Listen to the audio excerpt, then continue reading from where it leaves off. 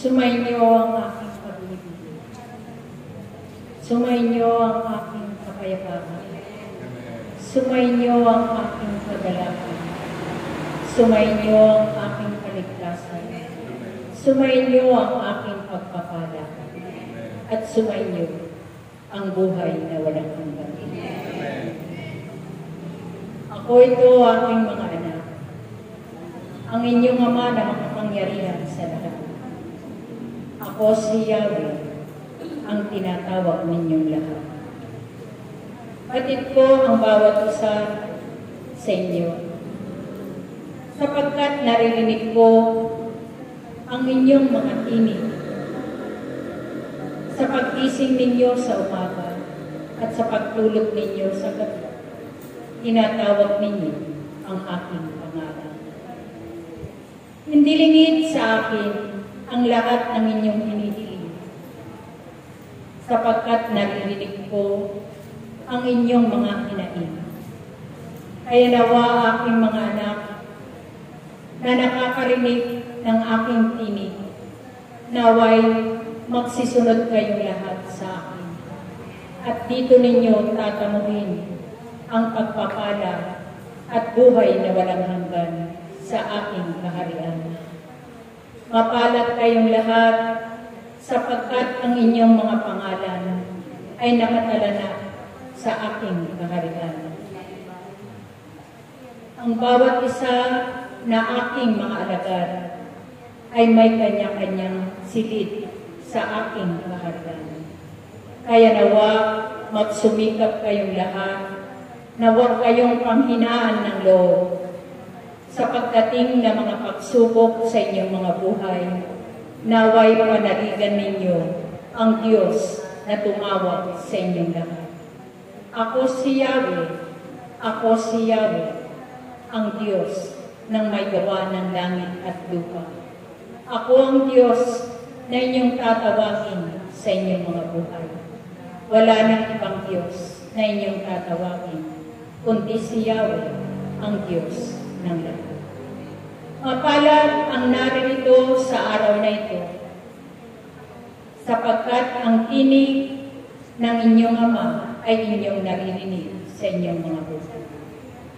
Batid ko ang bawat isa na naririto ay nangangailangan ng kagalingan sa kanyang karamdaman.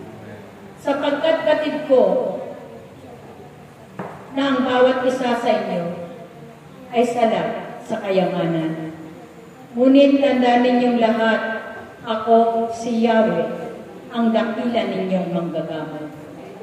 Dito sa templong ito, naririto ang kagalingan, naririto ang pag-ibig, naririto ang kasaganaan, at naririto ang kapayapaan at kaligtasan.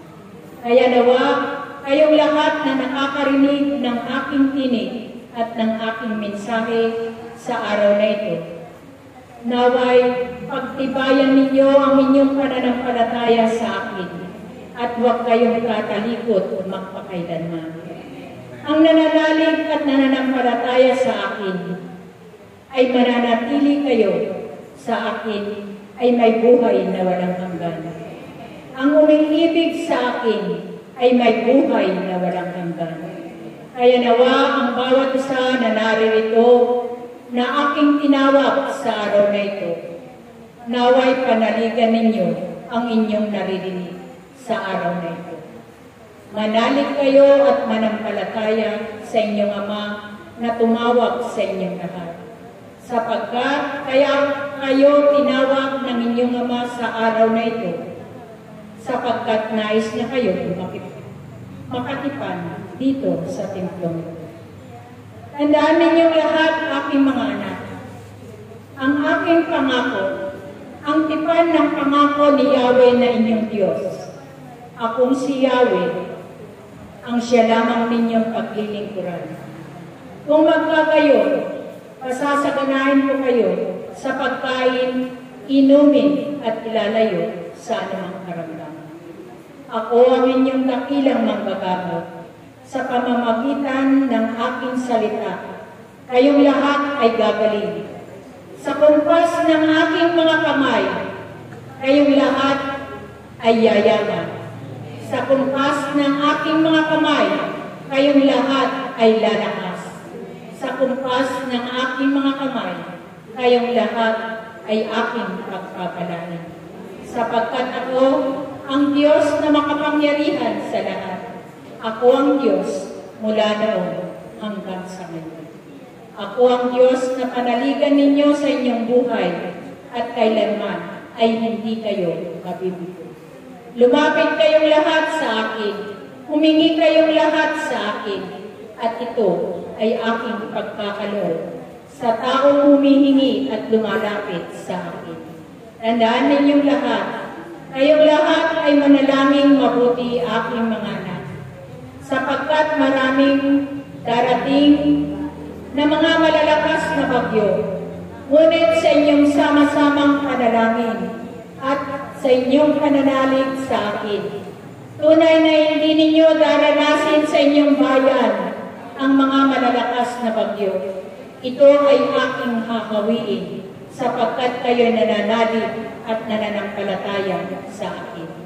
Kaya kayo na naririto ay magsumikap kayong palagi na muli kayong makipagtipan sa akin at tunay na kayong lahat ay aking pagpapalain. 10 ng inyong mga angkan. Kayong lahat ay mahalaga sa inyong Ama sapagkat kayong lahat ay aking iniibig. Kayong lahat ay aking minamahal. Kayong lahat ay aking pagpapalain. Kayong lahat ay may buhay na walang hanggan.